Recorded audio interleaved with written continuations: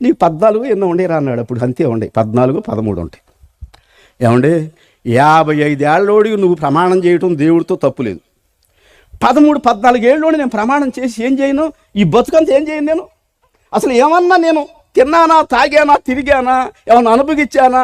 ఇప్పుడిప్పుడే కళ్ళు తెరుతున్నాను పట్టుకొని నువ్వు దేవుడితో ప్రమాణం చేయంటావా? చాలు ఊరుకోండి, నేను ఇప్పుడు చెయ్యను.